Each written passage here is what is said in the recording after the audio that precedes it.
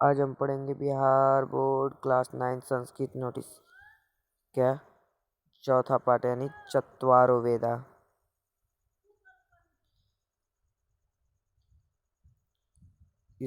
ये वर्ग 9 का है। विषय संस्कृत। पाठ 4 चत्वारो वेदा। चत्वारो वेदा भारतवर्षस्य सांस्कृतिक निधिषु वेदा प्रधान पदं धारयन्ति। संसारस्य उपलब्धग्रन्थेषु ते एव प्राचीनतमा सन्ति। भारतीय सर्वेपि वेदसम्बन्धेन गौरवमनुभवन्ति। ज्ञानस्य पर्याप्य एव वेदो वर्तते। शास्त्राणि वेदानामुद्धृत्य स्वसिद्धान्तान् प्रतिपादयन्ति। प्रस्तुते पाठे चतुर्णां वेदानां स्वरूपं मुख्यं च प्रतिपाद्यं दर्शितमस्ति। यानी भारतवर्ष की सांस्कृतिक निधियों में वेद सर्वाधिक प्रधान है। संसार के उपलब्ध ग्रंथों में वेद ही सबसे प्राचीन है। सभी भारतीय वेदों के कारण गर्व का अनुभव करते हैं। ज्ञान का पर्याय ही वेद है।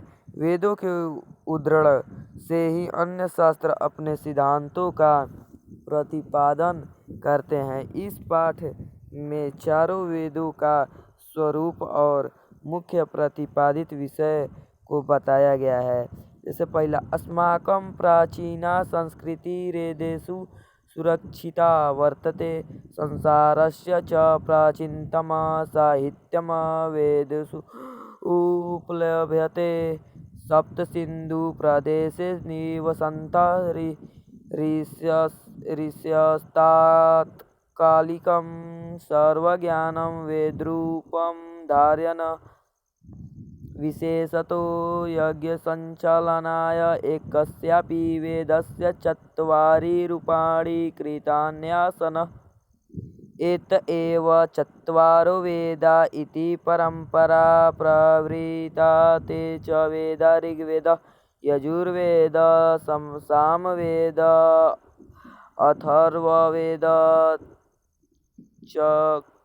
अथर्ववेदश्चेति सन्ति। यानी अब इसका संदेश है, संस्कृति रेदेशु यानी संस्कृति धन वेदेशु। वेदेशु प्लभ्यते क्या होगा? वेदेशु उपलभ्यते। ऋषिस्य तात्कालिकम वेद रूपम धारयन् यानी वेद रूपम आधारण्य। एकास्यापि यानी अथर्ववेदश्चेति अथर्ववेद धन च धन इति।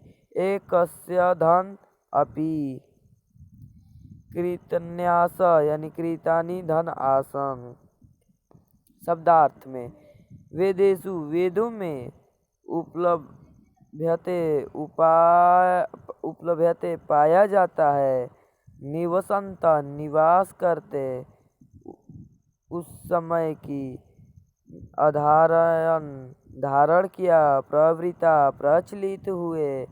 तत्कालिकम हुई। यज्ञ संचालनाय यज्ञ कार्यों के संचालन के लिए। यानी इसका मतलब हमारी प्राचीन संस्कृति वेदों में सुरक्षित है और संसार का सबसे प्राचीन साहित्य वेदों में पाया जाता है। सप्त सिंधु क्षेत्र में रहते हुए ऋषियों ने उस समय के संपूर्ण ज्ञान को वेद रूप में धारण किया। विशेषतः यज्ञ के कार्यों के संचालन के लिए एक ही वेद के 4 भाग किए। इसलिए ही 4 वेद ऐसी परंपरा प्रचलित हुई और वे 4 वेद हैं ऋग्वेद, यजुर्वेद, सामवेद और अथर्ववेद। अब दूसरा, ऋग्वेद प्राचीनतमान् मंत्रान् धारयति। एत एव इतिहासस्य विद्वांसस्तस्य महत्त्वं तीव्रं मन्यते। अयं वेदो मंडलेषु विभक्ता प्रतिमंडलं च ऋव्यस्मुहरूपाणि सूक्तानि बहूनि विधन्ते।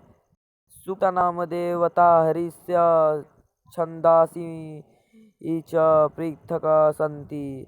संपूर्ण ऋग्वेदे 1028 सूक्तानि यानी 10,552 ऋच वर्तन्ते। ऋच एव मंत्रा अपि कथ्यन्ते। ऋग्वेदे देखानामाहनार्थं मंत्रा इति कर्मकाण्डोपयोगः। इसका अर्थ है ऋग्वेद सर्वाधिक प्राचीन मंत्रों को धारण करता है, इसलिए इतिहास के विद्वान इसका महत्व और भी अधिक मानते हैं। यह वेद 10 मंडलों में विभक्त है। प्रत्येक मंडल में ऋक् समूह रूप से बहुत से सूक्त विद्यमान हैं। सूक्तों के देवता, ऋषि और छंद अलग अलग हैं। समूचे ऋग्वेद में 1028 सूक्त और 10,522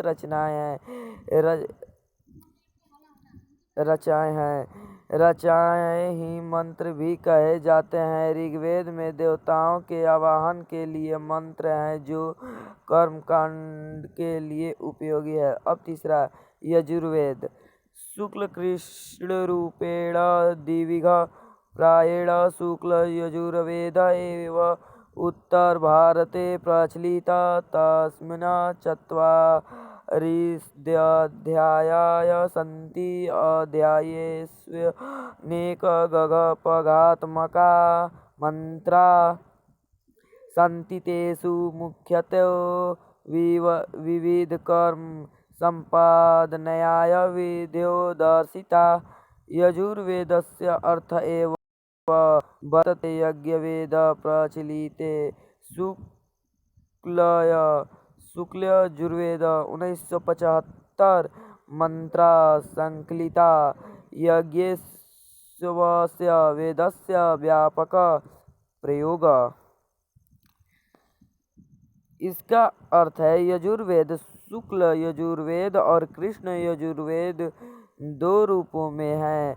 उत्तर भारत में प्रातः शुक्ल यजुर्वेद ही प्रचलित है। उसमें 40 अध्यायों में गग और पग दोनों रूपों में अनेकों मंत्र हैं। उनमें मुख्यतः विविध कर्मों के संपादन के लिए विधियां बताई गई हैं। यजुर्वेद का अर्थ ही होता है यज्ञवेद। प्रचलित शुक्ल यजुर्वेद में 1975 मंत्र संकलित हैं। यज्ञों में इस वेद का व्यापक प्रयोग है। चौथा सामवेद। प्रायेण ऋग्वेदस्य ज्ञातमकैर्मन्त्रैः संकलिता। तत्र यज्ञसमाहृतानां देवानां प्रसादनं लक्ष्यमस्ति। प्रसादनं च गानेन भवति। एत एव सामवेदस्य गायका उद्गातारः। इसका अर्थ है सामवेद प्राय ऋग्वेद के गाने के योग्य मंत्रों के संकलित हैं। वहाँ यज्ञ में आहूत देवताओं की प्रसन्नता लक्ष्य है, अर्थात यज्ञ में बुलाए गए देवताओं को प्रसन्न करने के उद्देश्य से इन मंत्रों का संकलन हुआ है और प्रसन्नता गाने से होती है। इसलिए ही सामवेद के गायकों को उद्गाता कहते हैं। भारतीय संगीत सामवेद से ही आरंभ होता है। सामवेद में 1875 मंत्र हैं और सामवेद पूर्वार्चित तथा उत्तरवार्चित 2 भागों में विभक्त है। अब पांचवा अथर्ववेदो लौकिकं वैज्ञानिकं च विषयं विशेषणधत्ते। अयं विंशतिकाण्डेषु विभक्तः प्रतिकाण्डं च सूक्तानि वर्तन्ते सूक्तेषु च ऋग्वेदवत् मन्त्राः सन्ति सम्पूर्णेऽथर्ववेदे 730 सूक्तानि 5987 मन्त्राश्च विद्यन्ते। अत्र द्वादशे काण्डे भूमिसूक्तं वर्तते यत्र मातृभूमेः स्तुतिर्विशरणेन कृता। इसका अर्थ है कि अर्थवेद मुख्य रूप से लौकिक और वैज्ञानिक विषय को धारण करता है। यह 20 कांडों में विभक्त है। प्रत्येक कांड में सूक्त है। सुबनों में ऋग्वेद के समान मंत्र हैं। संपूर्ण अथर्ववेद में 730 सूक्त और 5987 मंत्र हैं। इसके 12वें कांड में भूमि सूक्त है, जहाँ मातृभूमि की स्तुति विस्तार से की गई है। अब 6वां, एते सर्वे वेदा मंत्राणां संकलनत्वेन सहिता अपि कथ्यन्ते। तदनन्तरं तद्व्याख्यारूपाणि ब्रह्माण्डानि बहूनि निवर्तन्ते। कर्मकाण्डपराणि, दार्शनिकचिन्तनपराणि, आर्यकानि, सुदर्शनपरा, उपनिषदश्च विकसिता सर्वेऽप्येते वेदसंहितानां कृते पृथक् पृथक् सन्ति। अपि च वेदानामङ्गरूपेण शिक्षा, कल्प, व्याकरणं, विनिरुक्तं, छन्दः, ज्योतिषं चेति षड्वेदाङ्गानि विपुलं साहित्यं प्रस्तुवन्ते। धार्मिदं मिलित्वा विशालं वैदिकं साहित्यमिति वर्तते। इसका अर्थ है मंत्रों का संकलन होने के कारण ये सभी वेद संहिता भी कहे जाते हैं। उसके बाद कर्मकांड के लिए उसकी व्याख्या रूप में अनेकों ब्राह्मण ग्रंथ हैं। दार्शनिक चिंतन रूप अर्थयंक ग्रंथ हैं तथा शुद्ध दार्शनिक विचारधारा के लिए उपनिषदों का विकास हुआ है। ये सभी ही वेद संहिता के लिए अलग अलग हैं, अर्थात सभी वेदों के अलग अलग हैं और वेदों के असंगरूप शिक्षा, व्याकरण, विनिरुक्त, छंद और ज्योतिष ये वेदांग विशाल साहित्य का निर्माण करते हैं। ये सभी मिलकर विशाल वैदिक साहित्य होता है। सारांश, हमारी संस्कृति वेदों में सुरक्षित है। विश्व का प्राचीनतम साहित्य वेदों में है। सप्त सिंधु प्रदेश के ऋषियों ने तत्कालीन संपूर्ण ज्ञान को वेद के रूप में संकलित किया और यज्ञ संचालन हेतु एक ही वेद के 4 भाग किए: ऋग्वेद, यजुर्वेद, सामवेद और अथर्ववेद। सर्वाधिक प्राचीन मंत्रों को धारण करने के कारण ऋग्वेद का महत्व अधिक है। यजुर्वेद शुक्ल और कृष्ण 2 रूपों में प्रचलित है। उत्तर भारत में शुक्ल यजुर्वेद ही प्रचलित है। इस वेद का अर्थ ही है यज्ञवेद।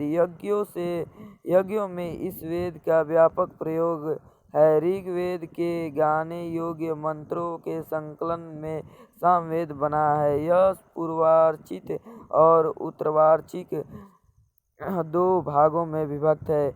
यज्ञ में आहूत देवताओं को प्रसन्न करना इसका मुख्य उद्देश्य है। अथर्ववेद विशेष रूप से लौकिक तथा वैज्ञानिक विषयों का निरूपण करता है। इसके 12वें कांड में भूमि सूक्त है, जिससे मातृभूमि की विस्तार से स्तुति की गई है। मंत्रों के संकलन के कारण वेदों को संहिता भी कहा जाता है। वेदों की व्याख्या के रूप में अनेकों ब्राह्मण ग्रंथ, आरण्य तथा उपनिषद विकसित हुए हैं। इसके अलावे वेदों के 6 अंग हैं: शिक्षा, कल्प, व्याकरण, अनिरुक्त, छंद और ज्योतिष। ये सभी मिलकर विशाल वैदिक साहित्य का निर्माण करते हैं। तो ठीक है दोस्तों, ये हुआ हमारा किताब का अर्थ। अब हम मिलेंगे चत्वार वेदा का प्रश्न में, यानी प्रश्न उत्तर में। तो वीडियो अच्छा लगे तो लाइक और सब्सक्राइब करना ना